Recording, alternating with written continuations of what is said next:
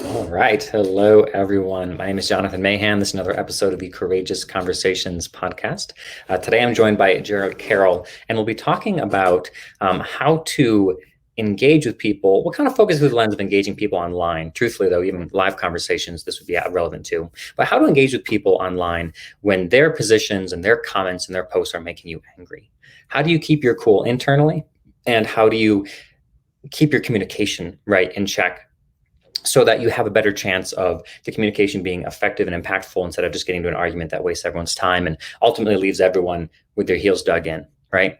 And the reason we're having this conversation is that this is something I'm very, very passionate about, because what I see happening in the world around me is people on the political left and political right don't know how to converse with each other well. They get angry, they get hurt, they attack each other, they insult each other, and it goes nowhere. And everyone very quickly learned it's not worth it. I'm just going to block that person and not even talk to them anymore because I just can't handle the stress and irritation of these petty, childish arguments that happen online, right?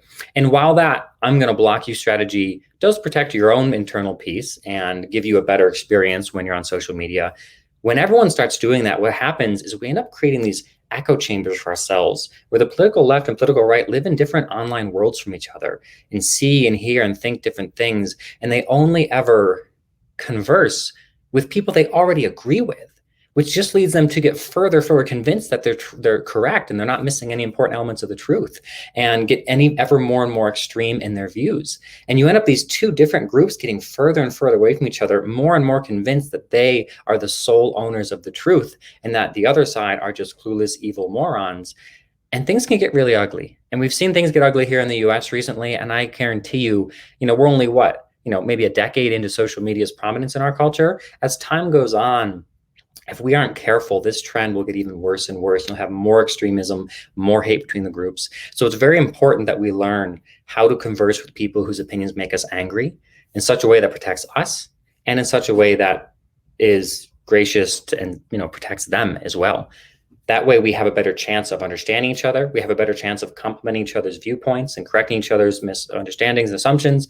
And ultimately, we won't be led into this place where those in power are able to incite us to do terrible, awful things to the other side out of, hate and dehumanization for the other side. So that's why this conversation is so important. It's not just about having a better time and less stress online. It truly is, the fate of our society, I would say, to an extent, hanging in the balance as to whether or not we're able to communicate effectively. So we'll be talking, Jared and I, about, what we do to keep our cool in these situations, because there's a lot of stuff we see online that makes us very angry, or at least me personally. We haven't gotten there yet, but I'm assuming Jared goes through that too.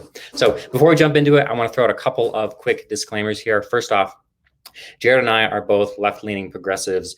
We're going to do our best to keep our bias in check and make this a fair, dialogue that could be beneficial to anyone. So even if you are on the political right side of the spectrum, you would still benefit from watching this conversation. Now, just because we're going to do our best doesn't mean there won't be times when our bias slips through. It's just the way of it. So I want to fully admit we are biased towards the left, but we're going to do everything in our power in this conversation to make sure this is equally as valuable to someone who sees things from the political right and finds the political left to be very confusing and make them angry, right? Secondly, I have to admit I don't even know what the word is. Maybe it's some irony. Maybe it is almost borderline hypocrisy to have two cisgender straight white men talking about how we keep our cool in these environments, because the truth is we have very little, and I would say for myself, absolutely no trauma and pain tied up around these issues. When you talk about racism, right? When we talk about transphobia, when we talk about all these different things that tend to create tension online, we don't have personal trauma and pain tied up with these things. So it is definitely much easier for us to keep our cool and follow this advice than it might be if you were a Black person talking about racism or a transgender person talking about transphobia. So fully want to go out there and admit it's easier for us than it might be for some people.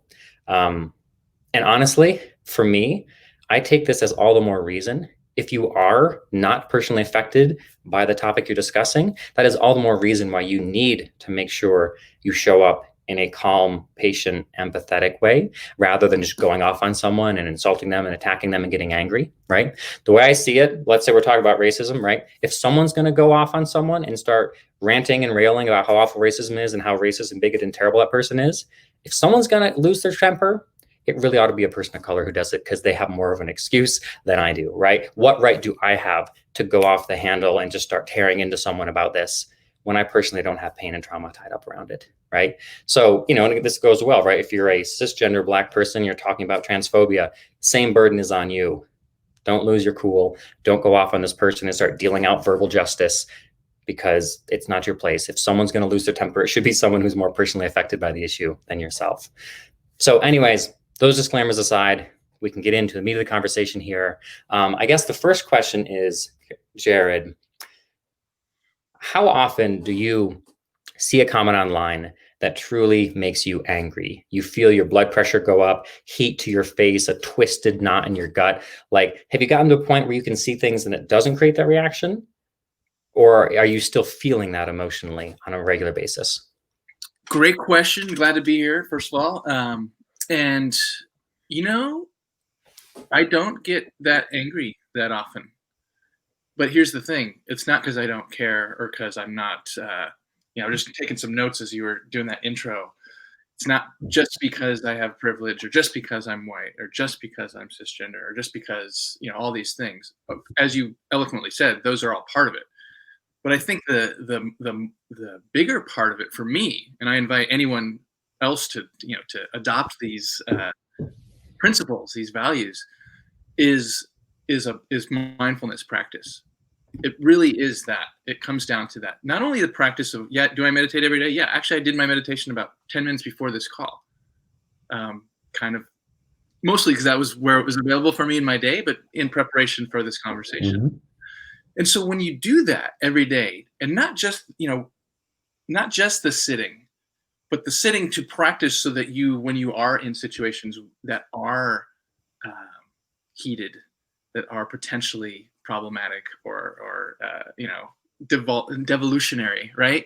That you can go, oh yeah, I don't have to go there. So for me, it really stems from that inner peace, that equanimity. I don't think you said equanimity, but when you're talking, that's what I think of, that equanimity around, I have something to say about lots of things, and I say it in various ways, sometimes calling out, sometimes calling in, sometimes philosophical, sometimes, a story, all these different ways to say things. And, you mentioned, you're passionate about this stuff. And I think that is a common way people describe themselves.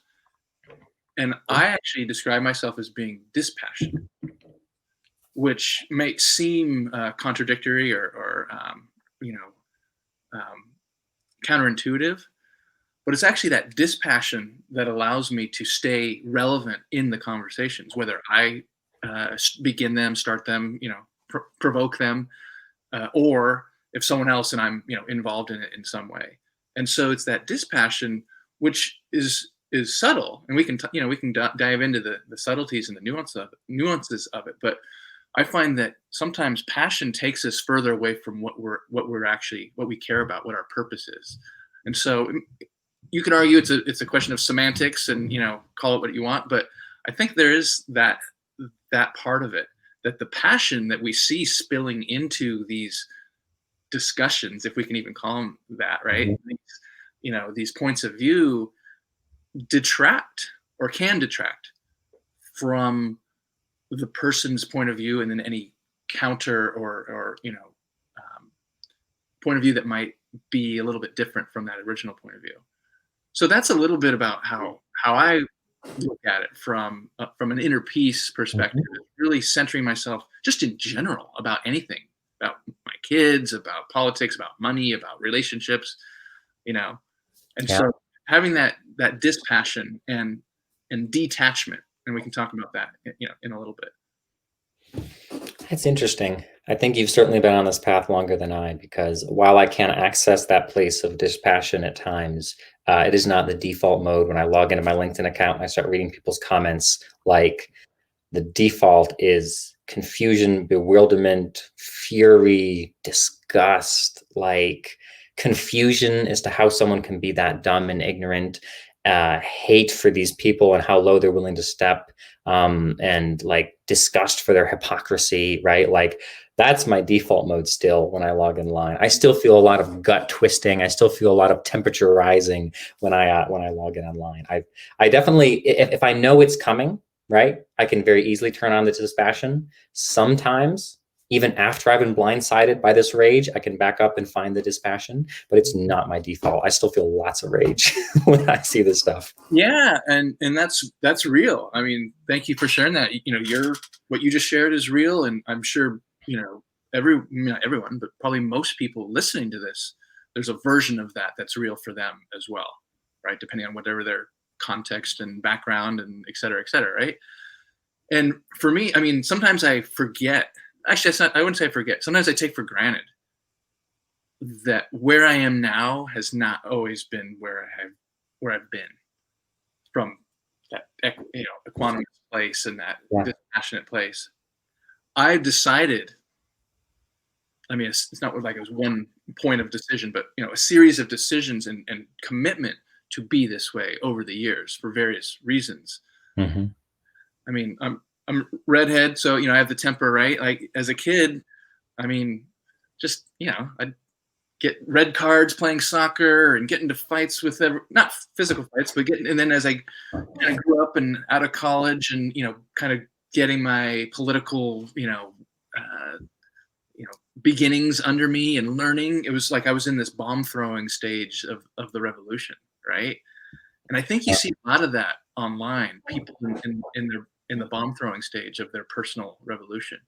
And as you said, and I'm glad you led with this, like what I do is unless someone asks me, hey, can you give me some advice or what do you think, I would never prescribe, hey, you should do this, you should do it like me, for some of the reasons you shared around background and different races and gender identity, et cetera, but also Mm-hmm. just in general.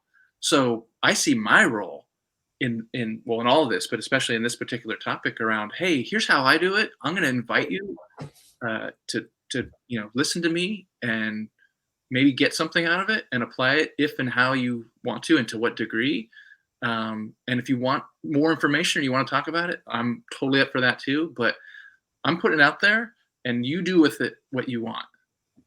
And I find that is helpful to start those conversations. And then if someone comes back with something aggressive, against it, confrontational, then I'm in a better place to stay in that conversation. And one thing that I would center too is curiosity.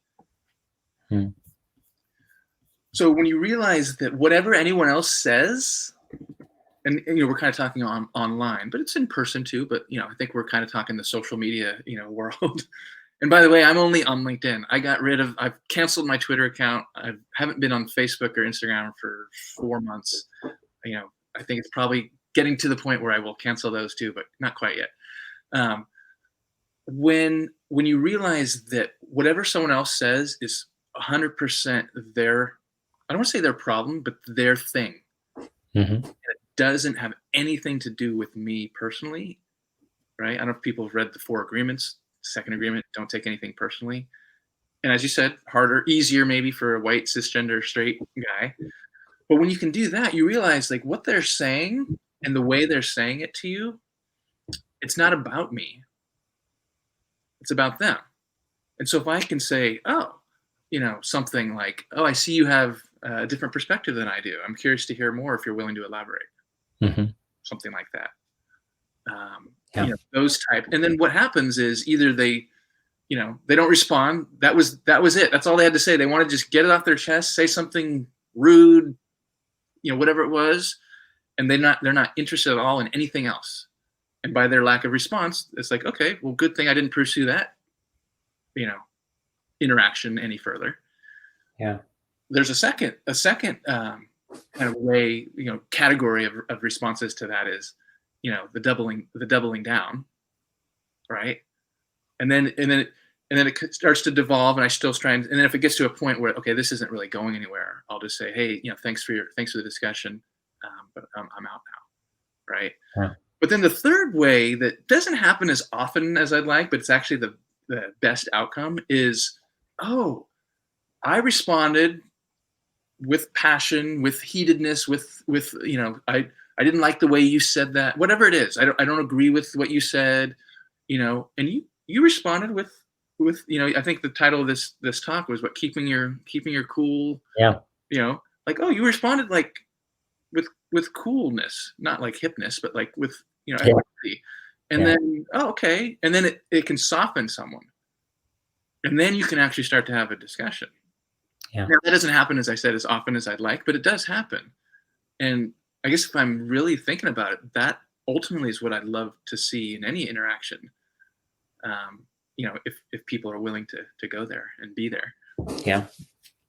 So at one point in your life, you were definitely not this calm, person, right? At any point in my life. And now you've gotten there. Can you talk to us about maybe some of the transition? What were some of the steps you took when you said, you know what, I don't like getting this riled up. I don't like this being, this argumentative. It's not good for me. It's not good for those around me. I want to find peace. What Yeah. were some of those first steps you took? So I can think. I mean, I'm a storyteller. I share. If someone was really following me closely, they'd kind of know my whole life by all the little anecdotes I share. But there are two incidents, one kind of political, and then one more personal, that were really instrumental in this journey to get to where I am. One was, it was 2004, 5-ish, and I was in the bomb throwing stage of my revolution. I'd moved up to San Francisco in 2000. My dad had just died of AIDS in 2000. I was kind of, a lot of what white people especially, are going through in 2020, 2021, around this new awakening of, oh my gosh, like there's stuff going on. That was me 20 years ago. Mm-hmm. Kind of precipitated by my father and him dying, and then like, hey, Jared, you gotta change. So anyway, so I moved to San Francisco, and I'm like just political everything, and learning and reading, and soapboxing and snarky and everything. Yeah. I'm with my friend Ted, and we'd known each other for a long time, and we surfed together, we wrote songs together. He was the one kind of got me into mindfulness a little bit, and so but we'd never talked politics, and I just assumed that he was kind of like me, leftist, and so I don't remember exactly how it started but pretty soon it became apparent that we were total opposite on the political spectrum. And so out of naive hope or something, we decided that we'd do this 2-man book club. Mm-hmm. And the rules of the book club were like, I think I was the first one, like, I'm going to choose a book for us to read. And I choose something left of Mao, right? Like, and we're going to read it, and then we'll discuss. And then you choose one that's right of Reagan, and then, we'll both read it, and then we'll discuss. So we did that. I think we got through 2 each. So 4 books in about a year and a half period. And it didn't go well. Neither of us was willing to listen to the other person. We were just looking at the books and underlying passages that supported our view, right? Yeah. Or if it's the other guy's book, like, oh, see, this is why I don't believe. And it just devolved so much where we actually didn't talk for about 3 years. Huh. And it was like, and this was, 05, 06, 07. So social media kind of was starting to exist, but this wasn't even on social media. This was just like email, phone calls, and stuff like that. So anyway, we recovered, and it was, it was fine. But I just remember that lesson, and we're still friends. I mean, 15 years later, we're friends, and it's okay.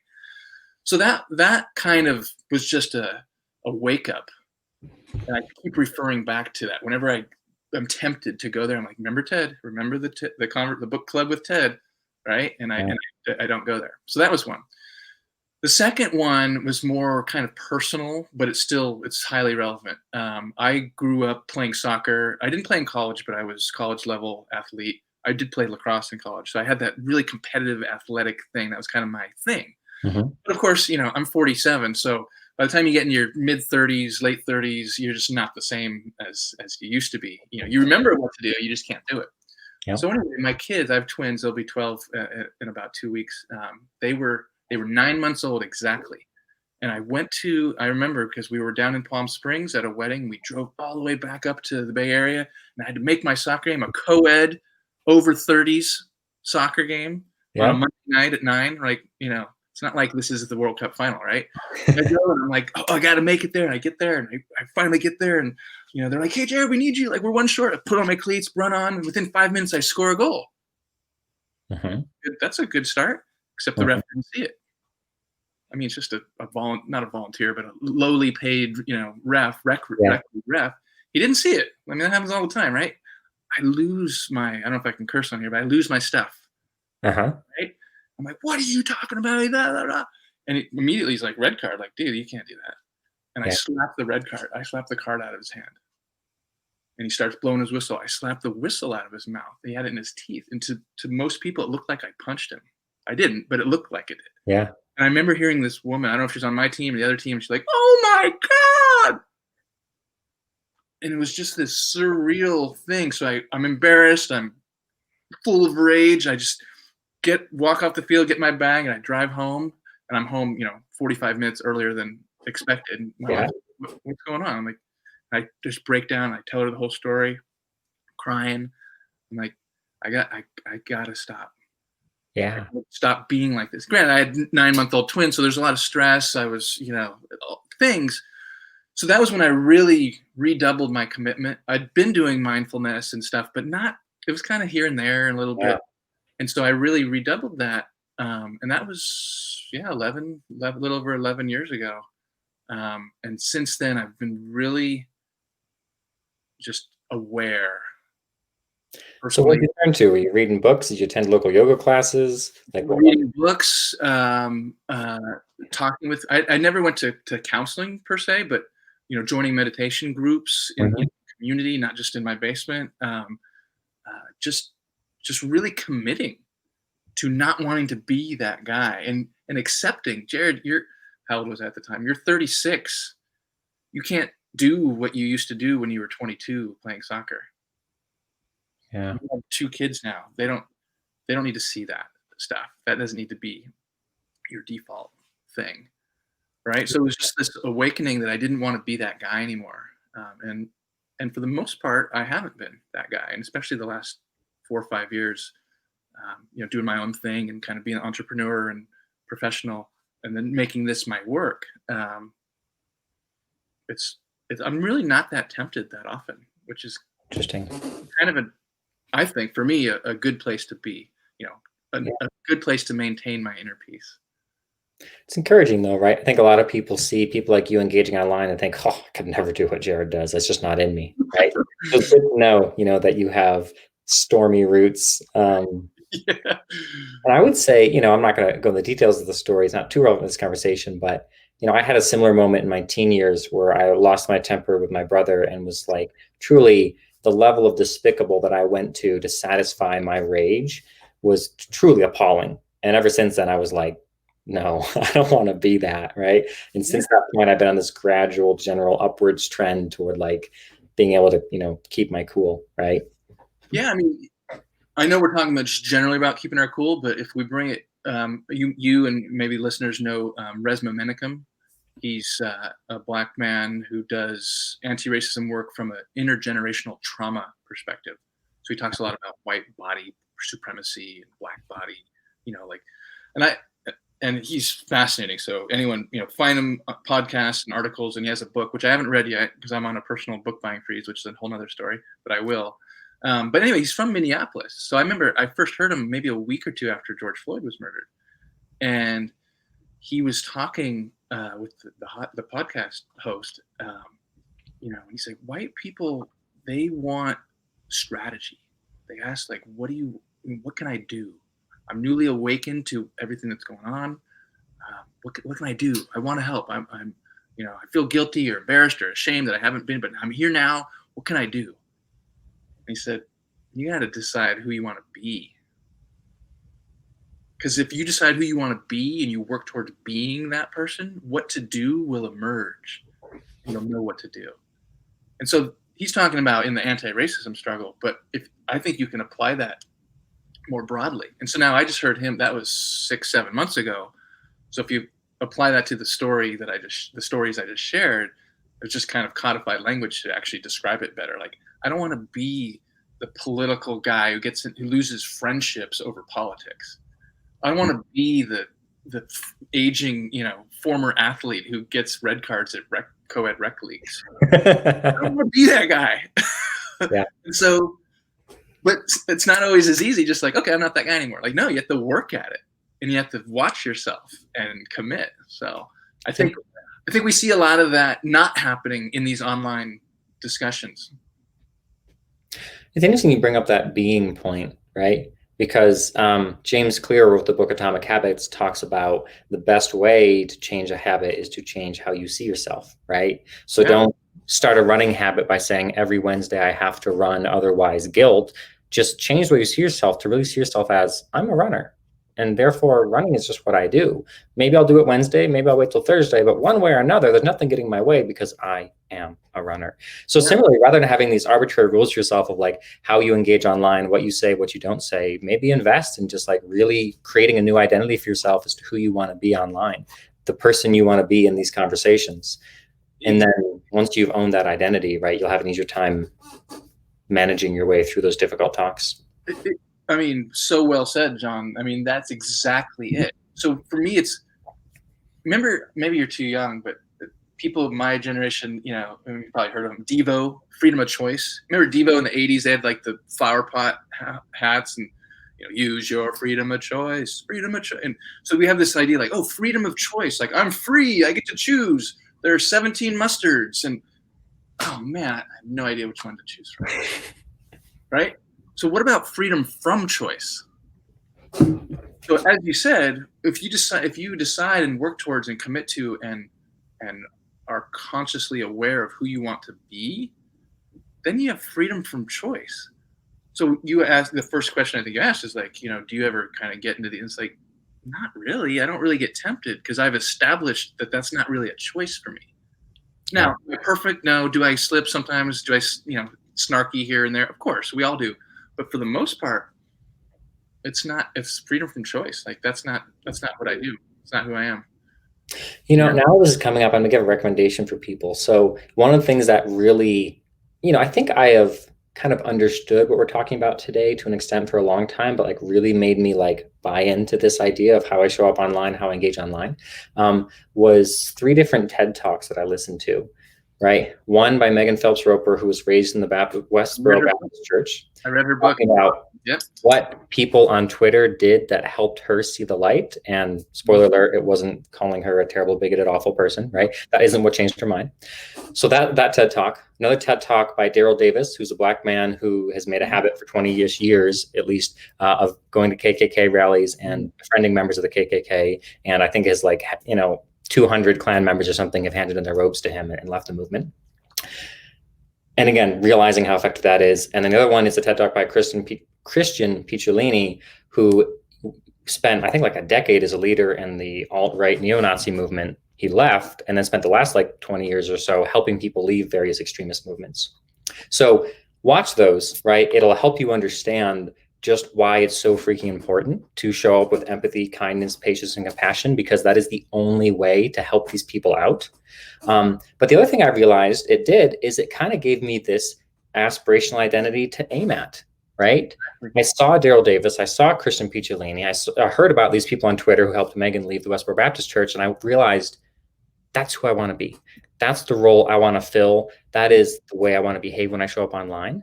So always in the back of my mind, I'm thinking, this is who I want to be. So it gave me a target as to who I wanted to be. And once I'm clear on who I want to be, it did become much easier to be that person, right? So my advice is watch those TED Talks, decide for yourself, is that who you want to be? Is that the role you want to fill online, right? And all your communications, even offline.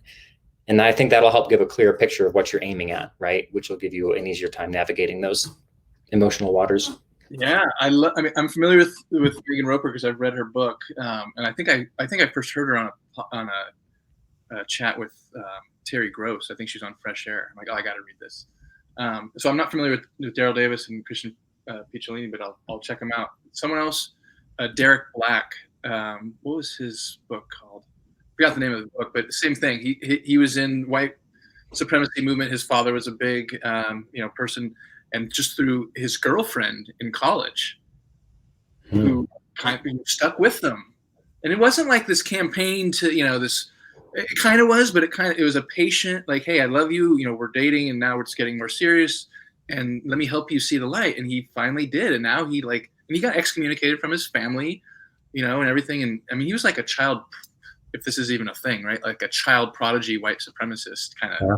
guy. Yeah. So by the time he's however 20, 21 in college, he's deeply ingrained, and through his girlfriend and some other students, like they didn't they didn't call him a racist. They didn't, it was calling in instead of calling out. And I think when we're, to bring it back to uh, the kind of online, how to keep your cool, when how can we really call in instead of call out? Now, again, do I call out? Of course, I call out sometimes, and probably more than I'd even like. But I really try and say, how can I call in? How can I invite people to this, and normalize that way of starting and continuing in discussions.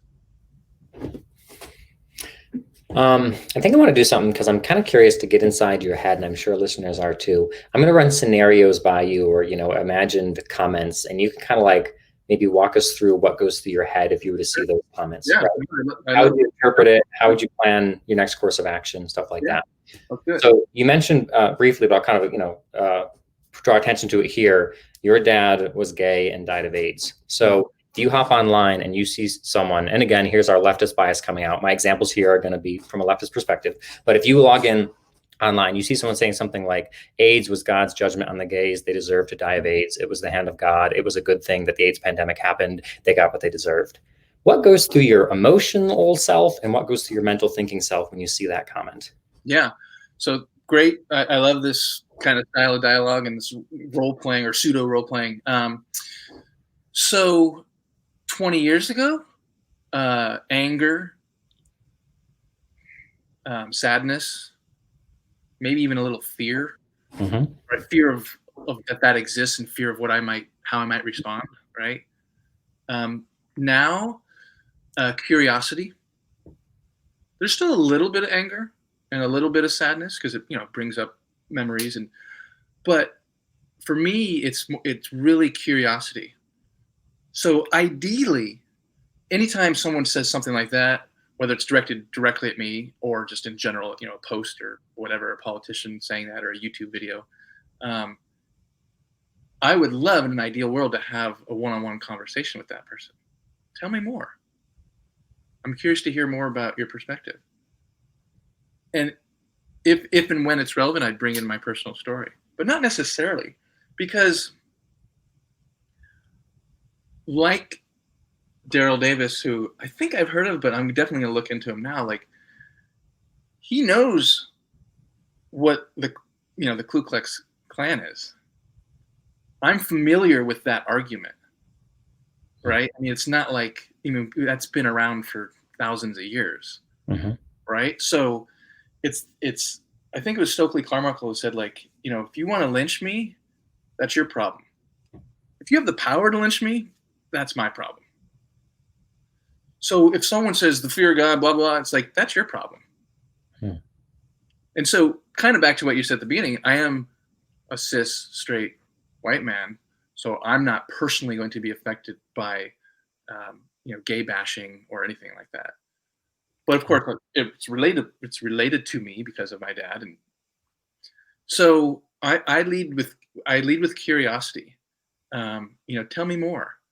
And it goes back to what I was saying earlier. Like, they may or may not respond, and if they do, there's a variety of responses they might have. But something you were talking about, I think, before we went on camera, like modeling that. So if there's a post like that, and there's let's continue the hypothetical, right? Let's say there are thousands of people reading that. Mm-hmm. Some saying, yeah, right on. Some saying, oh, F you, and and everything in between, right? And we're all seeing that. We're all seeing that devolution, right? So how can I be a voice of I was gonna say voice of reason. I think it's reasonable, but if you don't want to judge it, like just a different voice, and say, oh, tell me more. I'm curious to hear more about your perspective, how you've come to feel that way, right? And then see where it goes. Or thank you for sharing that perspective. I've heard it before, and I'm wondering if if you've thought about how, people who, who've been impacted by AIDS, whether directly or otherwise, might feel. And again, they may or may not have the vulnerability, the interest to respond, let alone respond with civility. But people are seeing that, and I think that's valuable as well. I can see someone watching us talking and disagreeing with us and getting angry at us and saying, well, these two white guys here, right? They aren't affected by any of this. They're not gay, right? Easy for them to say and just turn a blind eye and ignore the hate that exists. But the truth is that hate that exists is really, really damaging. And if we just turn away from it and ignore it, it continues to live. It's our responsibility, if we care about gay people who could be damaged by that mindset, it's our responsibility whenever we see that mindset to attack it and change their mind and bring it down. Or even if we can't change their mind, at least publicly attack it so the rest of the world knows that's not okay, right? Is your kind of curiosity driven approach, do you think it's effective at combating the evils of the world, or do you think it's like appeasing the evils of the world and letting them run unchecked without opposing them? Great question. I think you're right. A lot of people do think that oh, if we don't challenge, every single post, comment, person, whatever, then we're letting them get away with it. Mm-hmm. So, I would ask all of us, how many of us have actually seen someone change their mind, like in the moment in a comment thread, right? Or even a little bit elongated through some sort of aggressive countering, with facts and data and history and all these things. I mean, I don't have data. I'm not a data guy, but it's probably somewhere between 0 and 0.0001%, Yeah. right? And so, for me, it's remembering that, as I said before, that's his thing. Of course, a lot of people agree with it and support it, and that it's a problem. But not feeling obligated to address the problem vis-a-vis that particular interaction. So for me, I mean, and maybe some people listening know that I write about this stuff and talk about this stuff all the time as an advocate for the LGBT community, as an anti-racist, as an ally, as a co-conspirator, as all these things on my own in response to people who bring me in, like you're doing, right, or other things, other relationships and partnerships. So I'm confident in my contribution to this space. So when you and then I think, and hopefully people agree, that confident but not cocky or arrogant or self-righteous, right? So I'm confident that my contribution is significant and received and helpful to many people who maybe not are so far away that they can't hear me, but maybe are somewhere in the middle where they can hear me, right? So I don't feel an obligation to counter everything I see or hear. In fact, I think there's I see a lot of that, of publicly calling out people online, and I'm neutral, or I'm in the middle on that.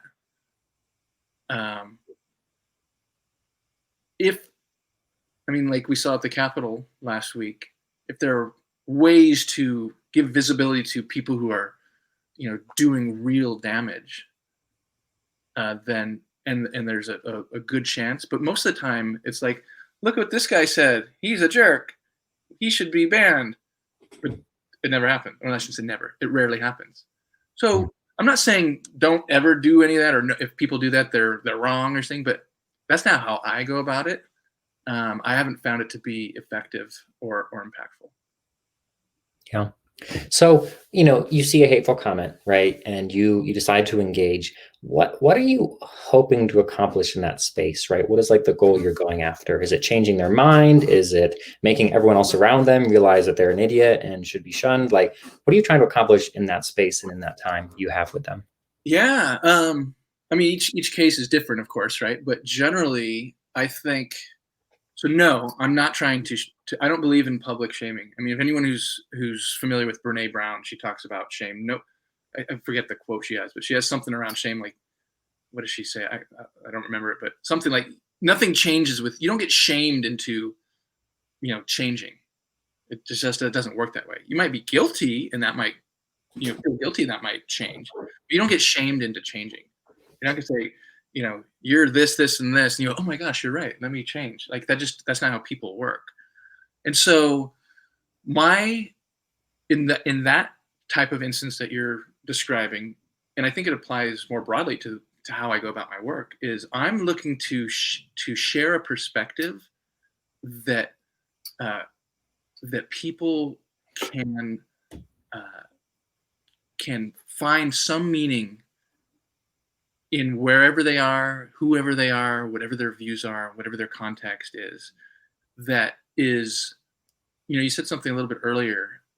I don't remember exactly how it was said, but there's a difference between, like, Gandhi. Let me tell a Gandhi story because I think this is relevant here. When he was, he kept getting imprisoned by the British because he was doing civil disobedience, tearing up the identity cards and, doing the Salt March and everything. And they just put him in jail. And he's like, all right, take me to jail. And he'd handcuff. He'd stay for a week or a month or 6 months or whatever. And then he'd let him out. And it's like, oh, and he was so calm. And the British were smug and, and they were like, Mr. Gandhi, like, they're basically saying, like, how come you're not more pissed off? You're like, you're so passive. And he goes, I've never been passive about anything in my life. So I think sometimes we conflate or mistake non-aggression and anger and vitriol and with passivity. And that's just not true. In fact, it's unfair and it's inaccurate. So I am very active and I have a strong point of view, and I have opinions, and I know what's right, and I will speak up for it. I'm just not going to devolve like I have in the past, and like so many of us do. So I think that's an important distinction for people to think about and see where they are on that continuum. Because if you make it, no pun intended, black and white, it's like, oh, if you don't yell and scream, then you don't care. Like, that's not true. So I don't know if that answers or, I think it's similar, the way I see it, right? From my perspective, this person's conclusions have come to them after a lifetime of their upbringing, of conditioning, of experiences, of biases, of lies, of pain, of hurt, of guilt, whatever led them to where they are. It's a long, long road that got them there. What the hell am I going to do in an online comment thread, right? So I try to set my goals realistic so that I can achieve them instead of setting them so high that I can't. So for me, I go into it with I think 2 goals, right?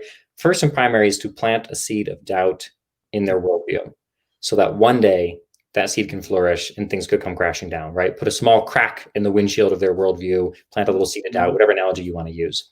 Yeah. And then 2 is to give them a positive experience engaging with someone on the left to make them more likely to be willing to engage with someone on the left in the future, thus opening the door for someone else to continue my work and plant yet another seed, right? Exactly.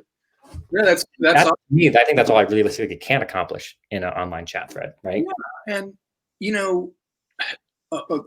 this wasn't intended to be a shameless plug, but I'll share it just because it'll help prove my point. I'm working on a book, so I'm taking all the posts I've written over the last year, and there are like 260 of them. They're not all going to be in the book. So the last couple of weeks, I've been kind of looking through different categories, and so I'm kind of landing on, how does this all get put together? What's the point? What's the goal? Who's the audience? What's the order? All these things. And so I'm with some help from different people, and I want to call them out or give them notice. Is I'm landing on a white guy confronting racism as the title. My original idea was a white guy talking about racism, and my friend Steve Mudd said, he's an editor, and he said, "Are you really just talking about it, or are you actually doing more?" I'm like, "Yeah, you're right." He's like, "You're confronting it." I'm like, "Okay, boom." So that helped. And then about a week ago, my friend Kayla, who we connected about a year ago through a mutual friend, we had a couple calls in the early year, and just kind of, she just sent a note, or January 7th or 8th or something like that, and she said, "Hey, Happy New Year. I hope I'm just kind of reconnecting with people that I had a good connection with in 2020. What a crazy year, blah blah, all that stuff. And then she said, I just want to thank you for so consistently sharing your perspectives and your voice, and you're always it's always an invitation for reflection and action. Like, boom, there's the subtitle. And so it might change, it might tweak a little bit. I'm working with a coach kind of helping me shape it up. But my reason I share that, not just to shamelessly plug an upcoming book, although there is that, but really to say people are listening. I'm sure you get it. You get DMs and public comments and like, hey, thank you, and that it's good. When you hear these, you're like, yeah, like what she just said is exactly what I've been trying to do, and she's validating that, and that is validating. That feels good. It's like, okay, that's one more person who's saying, yes, the way you're going about this is good. Keep doing it. Yeah. And so, not that we need that, but we kind of do.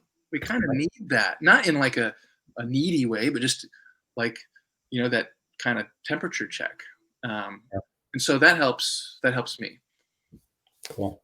Well, I'll wrap up here with a few, I guess, final reminders and thoughts and maybe takeaway messages of this conversation. So first off, there's more at stake here than just, your blood pressure, right? We as a society need to get better at having difficult conversations with people who disagree with us, so we don't end up separating out into these echo chamber worlds, and a lot of tension and damage can happen when people on the left and people on the right exist in these echo chambers and never have opposing viewpoints shared with them.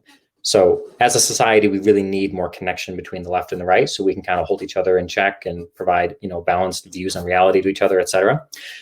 We on the left can't just cut off people on the right and expect them to disappear, right? They don't disappear, and left on their own, bad things can happen. And the same thing is, if you're a person on the right, don't disconnect your leftist friends and just let them move into a leftist utopia Facebook group where they never, have opposing viewpoints shared. That doesn't help them. It doesn't help you.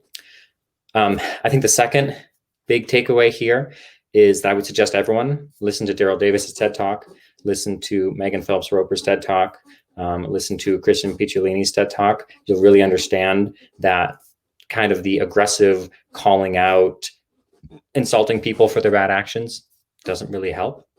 The most effective way to help people see the light, to guide them away from extremism and hate and prejudice, is through patience, kindness, empathy, compassion.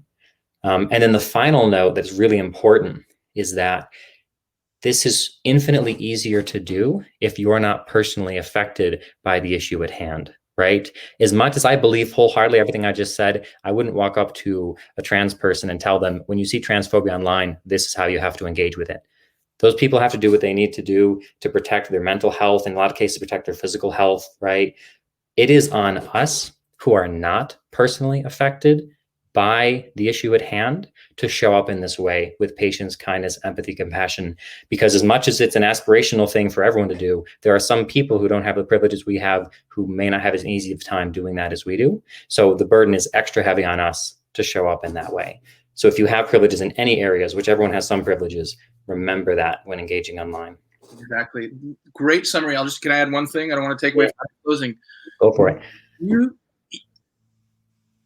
I'll just share this. I was trying to think of a preface to this. This is a card I got from my friends Julian and Heather. They are their company is the Million Person Project, and they do storytelling coaching mostly for people giving TED Talks, public speaking. And I went to one of their workshops a few years ago, and I got this card. Mm-hmm. And I kept it on your truth will set us free. So everything you said there, 100% agree. And whoever you are, whatever your background is, don't get caught in this falsehood of, oh, well, it's not about me, or my story doesn't matter, or it's not that interesting, or I'm a white person, so I shouldn't talk about this stuff. Share your truth. Keep practicing it, honing it, exploring it, developing it, finding your point of view and what you have to say, because the more you do that, the more that you actually will make an impact on people visibly and invisibly that you don't know. So we need, in addition to everything you said, we need people sharing their perspectives and developing them so that we have a more robust dialogue with more perspectives. Perfect. Well, thank you so much for this conversation, Jared. I certainly took away a lot from this, and I'm sure people listening did as well. And again, this is big work. This is important work. People on the left and right both need to get better at this type of conversation and showing up this way for our own personal mental health and well-being and the health of our relationships, but also for the health of our society at large. I agree. Thank you, Jonathan, for having me. Anytime I have this conversation, anytime, anywhere with anyone. Thanks so much. You're welcome. Thank you.